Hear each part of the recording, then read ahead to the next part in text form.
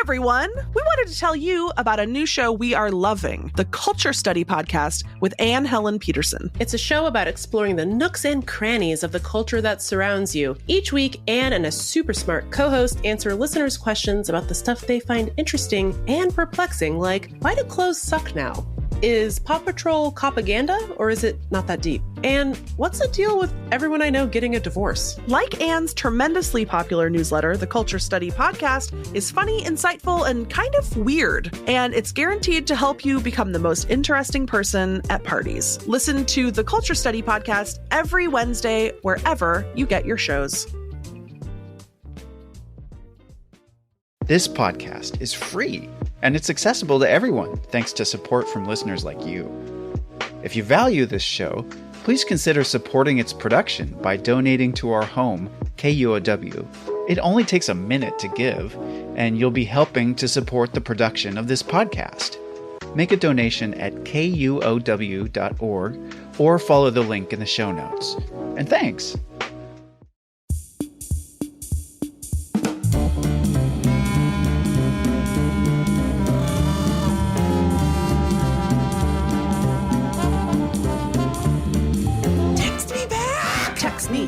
Meagan, text me back. Okay, Lindy and I are hanging out. We're gonna have a nice, normal time. And I feel like I'm gonna be empathetic and thoughtful, just like my beautiful friend taught me to be. Text me back. Good morrow. This is Text Me Back, a podcast about best friends, the best animals, and the worst people. I'm Meagan Hatcher-Mays. And I'm Lindy West. Text me back-alites. We're taking a little baby break this week. We'll be back with a full episode next week, but we are not going to leave you hanging today with nothing. Absolutely not. We would never do that because we can't get enough clicks, views, subscriptions, and attention/accolades. So this week, we have a little surprise for you. We have some little treats for you from the early days of making this show, what we're calling our tin can on a string era, because our audio is not very good, but the jokes are phenomenal. The jokes are popping off. Like pop rocks, baby. We're going to share a story of beautiful best friendship that was sullied, naturally, by the internet. But first, Lindy, would you like to explain the gorgeous original score, Oscar-nominated original score, a ballad, if you will, that we are about to hear? This is way back in the lore, before we had settled on an official show title. So when we were piloting the show, we thought that it would be funny and fun and cute to call the show Most Likely to Make You Laugh, because that is the award that Meagan and I won in high school. It sure was. Meagan, do you remember? How could I forget? Yes, originally we were going to name the show Most Likely to Make You Laugh. It turns out that's a very long title for a podcast. Apparently bad for SEO. However, before we changed the name when we were piloting the show, we thought, wouldn't it be funny to make sort of an old-fashioned TV style theme song, like, you know how like a TV show used to have a theme song that told you what the TV show was about. It's so good.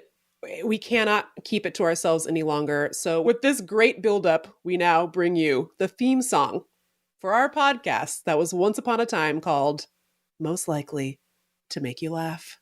They met in the high school gym in 1999. They won funniest in the senior poll. And for the next 24 years, they never shut up about politics and gossip and celebrities and snakes.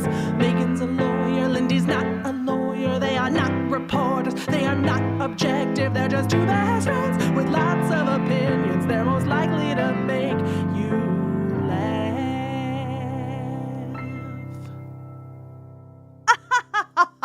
Wasn't that fun? Don't you remember, Meagan, the memories? Yes. I remember the memories. What a banger.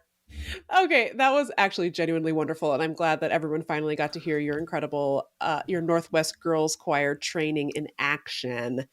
Thank you. A big concern when we were piloting the show was that Meagan and I... Fake news, I think. Yeah. We can call it fake news. We report on things without having read the article. We assert with confidence that vampires are real, etc., etc., etc. And so because KUOW is a real news organization, an NPR affiliate, in fact, the higher-ups were like, how do we fact check this? And we were like, no. You can't fact check it. There's no facts. There's no facts in it. So one of the functions of the theme song was to put right up front that we are not reporters. Don't come to us with quibbles about facts. Sometimes you're going to get facts. Sometimes you're going to get myths, legends, and fables and exaggerations. That is the text me back guarantee. And big ups to Josh Rawlings. Josh came over, listened to me sing my absolutely deranged, creepy jingle one time, and then filled in the most beautiful chords I've ever heard. Round of applause. Yes, thank you, Josh.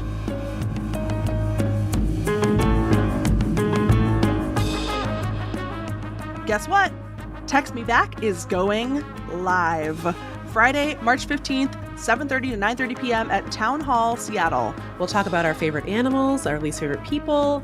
We'll share our tidings, play a game or two, and maybe even bring some songs and other surprises for this special live podcast event. You can check KUOW.org for events. Or check the show notes for today's show. See you then, besties.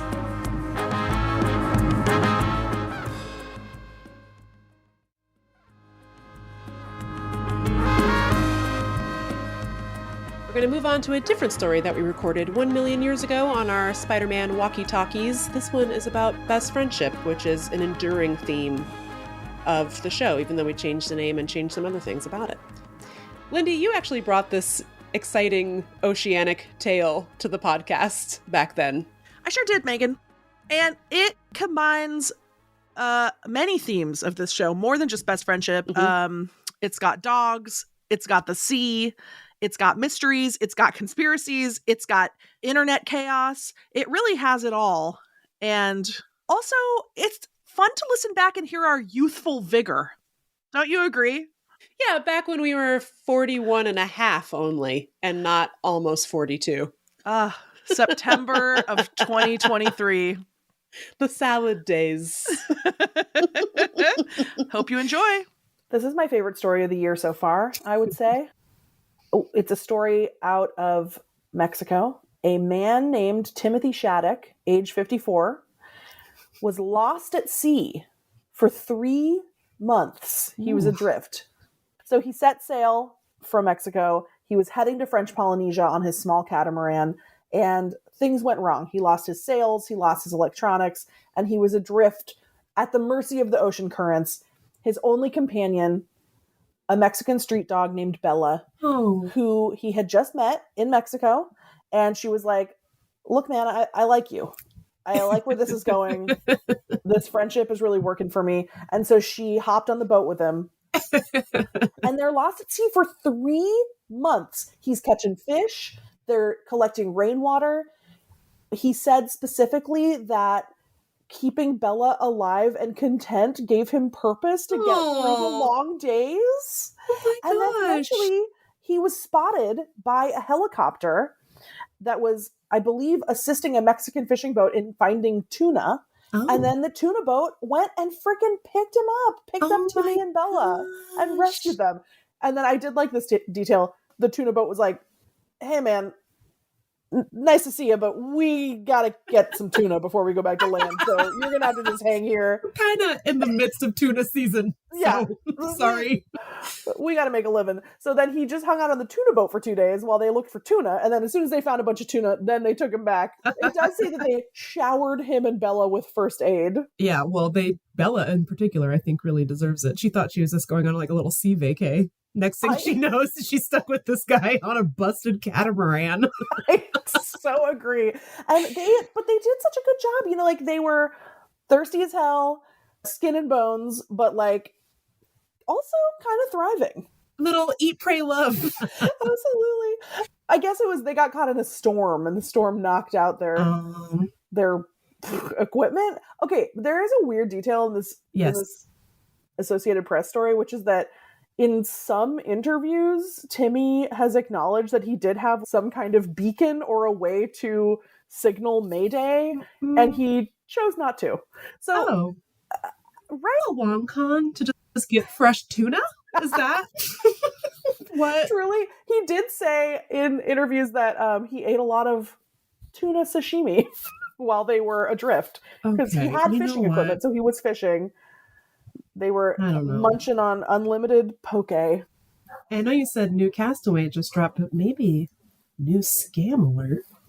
New sushi scammer alert. Maybe this scam is going to take off. And yeah, I think a lot of people are going to be picking up street dogs on their catamarans, getting lost, being found by tuna trawlers involved. Yeah. Although the last detail of the story that has been somewhat controversial. Ooh.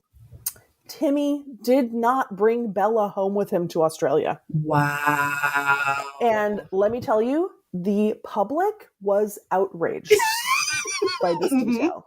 They could not believe that Timmy would ruin this feel-good story for them by abandoning his best friend. And this was a classic case of the woke mind virus internet mob. If you look into it, if you scratch the surface of this detail, you can't just bring a dog into Australia. No, in fact, you can't. When confronted with the outrage of the mob, Timmy said, the Australian embassy really made that decision for me. Ooh. His country has very strict animal quarantine laws. And really what he was doing, first of all, he left Bella with one of the tuna fishermen who had fallen in love with her. And that was very cute. But she got to stay in her home country where she speaks the language. She didn't have to sit in Australian dog quarantine for like a year, only to immediately be eaten by a spider when she was set free in Australia. We can't be bringing dogs to Australia. It's not safe for them. It's not fair. It's unjust. Also, I'm really sorry to say this, but the reason I know that it's difficult to bring dogs into Australia is because, and again, I want to apologize for mentioning this person's name on our beloved podcast, is because Johnny Depp and Amber Heard snuck their chihuahuas into Australia, and they got caught, and they had to make the most hinged video about protecting Australia's biodiversity because I guess chihuahuas are invasive species. They both look like they're being held hostage by the Australian government. When you disrespect Australian law, they will tell you firmly. I am truly sorry that Pistol and Boo were not declared. Protecting Australia is important. Declare everything when you enter Australia. One of the most unwatchable internet videos I have ever seen, and I have a high tolerance. Oh, yeah. Absolutely. It is so uncomfortable. You do feel that they are going to imminently be beheaded by the Prime Minister of Australia. Correct. And I don't want Timmy to have to go through that, nor Bella, you know? No. They deserve I think Bella suffered enough. Also, sometimes that's the mark of a good best friend. You know when to let them go so that they can flourish. So it's a beautiful best friendship. It's true. And on that note, I have signed custody of you over to a Mexican fisherman that I know. Thank you. Yes. Well, how else will I truly know what it's like to be alive unless I'm eating tuna sashimi next to a dolphin? Thank you. Lindy, I hope you have a nice vacay. Thank you. I will be shivering by the shores of Lake Michigan. Amazing. How about you, Meagan? You gonna have a good vacation? Yeah, I'm gonna go to bed and I'm gonna stay there for 6 to 7 business days. Looking forward. Congratulations. Thanks. But thanks for taking this little peek back into our vault with us. I was so sad that the stuff was never going to see the light of day, you know? I know. Much like the Disney Vault, this is your last chance to buy this podcast on VHS before Michael Eisner just slams before Marshall Eisen slams the door shut. So you better like and subscribe to this podcast and rate us 6 stars and give us an accolade, please. Please literally, give us an accolade. Listen. We can't live without the accolades. So please rate, review, tell your bestie about our delightful program. Thank you. We will see you next week with a full, rich, thick, new episode of Text Me Back. Bye. Bye.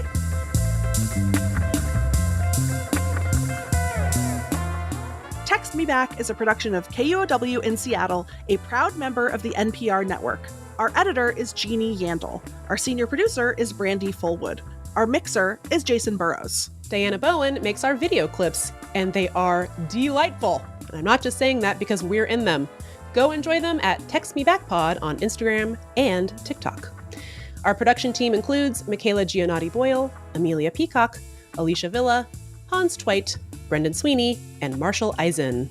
Our music is by Chief Ahamefule J. Oluo. Special thanks to our perfect angel, Isolde Raftery. I'm Lindy West. And I'm Meagan Hatcher-Mays. See you next week. Are you sure you want to admit that? That guy seems like a wizard. Really quickly, people should know this podcast is not about facts, news, or information. Okay? I watch a lot of shows about antiquity. Like, this is the most exciting thing that's ever happened to me. I am on a roller coaster. What's going to happen next? Well, now I have to yell at you. Foundational dynamic reference that, like, Megan's a little bit scary and she yells at adults. And I am quivering. Got him. Boom, roasted. Zombie cannibal vampire monster. What a bunch of chuckleheads. I hope you don't have plans to spend time with literally anyone else. Text me back. Text me back. Text me back. Text me back at once. Why won't you text me back? Text me back. Text me back, Megan. Text me back. Text me back. Text me back. Don't not text me back. Text me back, dude. Text me back. Text me back. Megan, text me back. Text me back.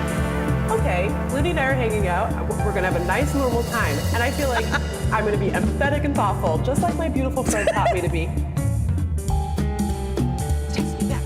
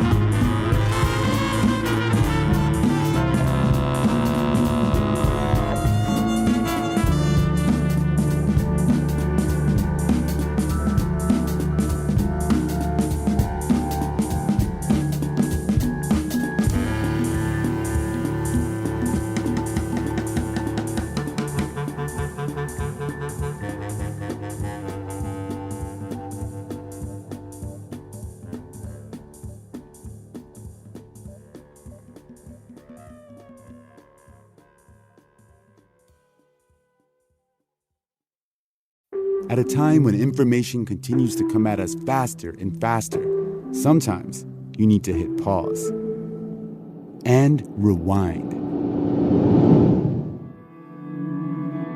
NPR's Throughline takes you back in time to the source of the news stories filling your feed. Find NPR's Throughline wherever you get your podcasts.